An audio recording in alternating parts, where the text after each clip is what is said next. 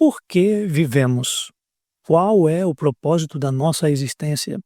Essas são perguntas importantes que, apesar de parecerem simples, carregam uma profundidade imensa. Viemos ao mundo para viver. Essa afirmação deveria ser óbvia, mas muitas pessoas ainda não compreendem seu significado. Existem aqueles que, por diferentes circunstâncias, não encontram sentido na vida. Traficantes, dependentes químicos e alcoólatras deliberados, e mesmo aqueles que vivem imersos na depressão com tons de vitimismo, podem perder a consciência dessa verdade essencial. Alguns não percebem que viver vai além de simplesmente existir. A busca por sentido na vida foi tema de um documentário certa vez, que acompanhou um jornalista em crise. Em um retiro espiritual conduzido por dois monges, um budista e um católico, ele buscou respostas. Ao perguntar a um deles sobre o propósito da vida, recebeu a resposta direta do monge. A resposta era viver.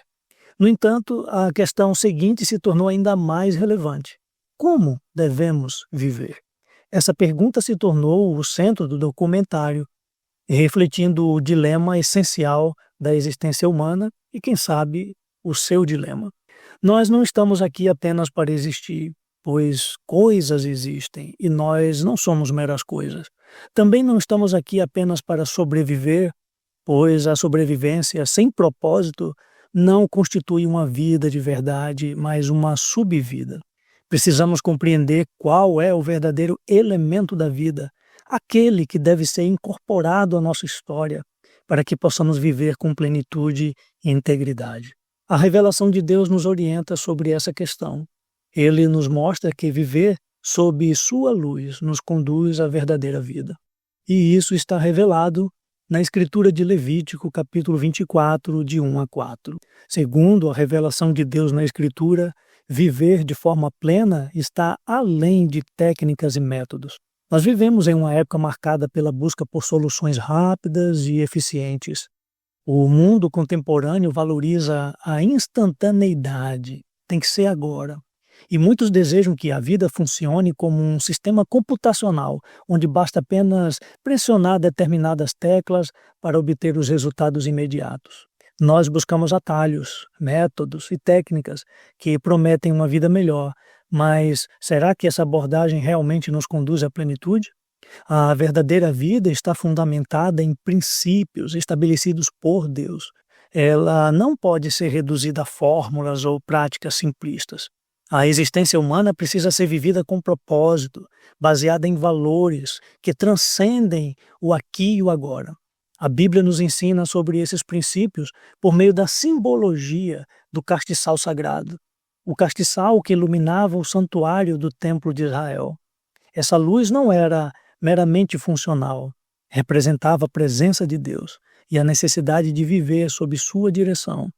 Da mesma forma, nossa vida deve ser guiada pela luz divina e por fundamentos espirituais sólidos, para que possamos experimentar a plenitude verdadeira. Primeira coisa, para entendermos esse texto de Levítico, nós precisamos saber algumas coisas sobre o castiçal, o seu lugar e a sua importância. O Templo de Israel simbolizava o reino de Deus atuando na vida humana. Cada parte de sua estrutura possuía um significado específico e não estava ali por acaso. O templo era dividido em 3 partes, em 3 áreas principais. O pátio externo, representando a vida material e o corpo. O santuário, que simbolizava a vida psicológica e a alma, englobando pensamentos e emoções. E o Santo dos Santos é a terceira área, apontando para a vida espiritual. E o espírito representando a essência humana, aquilo que há de mais profundo. No livro de Levítico, até este ponto, os sacrifícios eram realizados no altar de bronze localizado do lado de fora do templo. Apenas o sangue dos sacrifícios era levado ao santuário, espaço restrito ao conhecimento dos sacerdotes. Mas ao estudarmos sobre o castiçal sagrado, também chamado de menorá, a luminária que ficava no santuário, nós aprendemos um aspecto importante sobre esse espaço. Ele era completamente escuro, pois não havia janelas. Essa característica é significativa, pois revela que a alma humana pode ser mergulhada na escuridão, mesmo quando lida com as coisas de Deus. Para suprir essa necessidade de iluminação, Deus ordenou a presença do castiçal.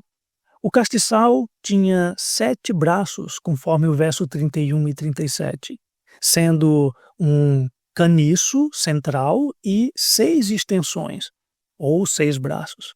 Era feito de ouro puro, representando a excelência divina.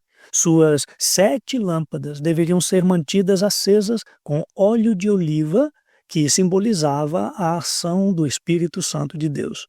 A luz proveniente do castiçal representava a iluminação necessária para que a mente humana não permanecesse na escuridão, mas fosse guiada pela luz do Espírito Santo. A segunda coisa que podemos ver nesse texto de Levítico é a revelação divina por trás do castiçal. O santuário desempenhava um papel central na relação espiritual de Israel com Deus. Era ali que o sangue dos sacrifícios era validado, tornando possível o cumprimento dos rituais prescritos na lei do Antigo Testamento.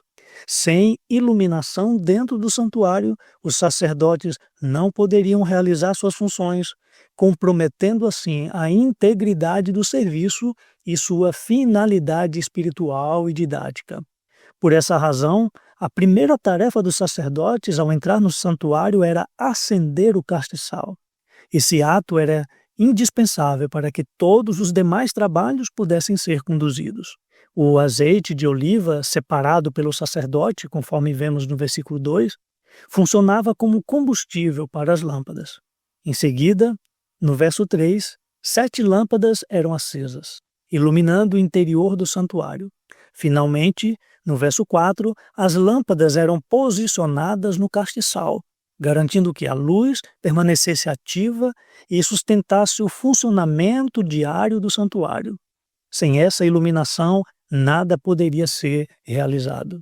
Essa simbologia nos ensina que a mente humana só pode operar sob os princípios do reino de Deus quando recebe iluminação espiritual. Sem luz divina, a mente permanece na escuridão, incapaz de discernir e viver conforme os princípios e propósitos do Senhor. Portanto, para viver de forma plena, você precisa da luz espiritual e essa luz vem de Deus. A vida não se resume a atividades como apenas estudar, apenas trabalhar e apenas pagar contas. A existência humana não pode ser definida apenas por realizações materiais. O depoimento do Dr. Joseph Murphy ilustra muito bem essa realidade. Ele foi visitar o túmulo de um amigo em Londres e ele se deparou com um epitáfio que dizia: "Ele viveu para o trabalho". Essa frase o incomodou, pois não combinava com um ser humano, parecia mais adequada para um animal de carga. Nós estamos no mundo para viver e essa vida deve ser conduzida pela iluminação espiritual. A luz de Deus precisa irradiar nas trevas da mente e dissipar as sombras da nossa alma. Mas o que é a luz de Deus? Trata-se da verdadeira sabedoria de vida que não se aprende em nenhum outro lugar, nem em escolas ou livros, e que não pode ser adquirido por meio de técnicas e de métodos. A palavra de Deus nos ensina sobre essa luz. Apocalipse 1 menciona os 7 castiçais, que representavam as 7 igrejas, e a luz que provém do Espírito de Deus. Tiago 1:17 descreve Deus como o Pai das luzes. E João 1, versículos 9 e 10 afirmam que a luz de Deus ilumina a todos que vêm ao mundo, manifestando-se plenamente em Jesus. Você não deveria viver dando ênfase às coisas secundárias ou erradas, deixando de lado aquilo que deveria ser prioridade.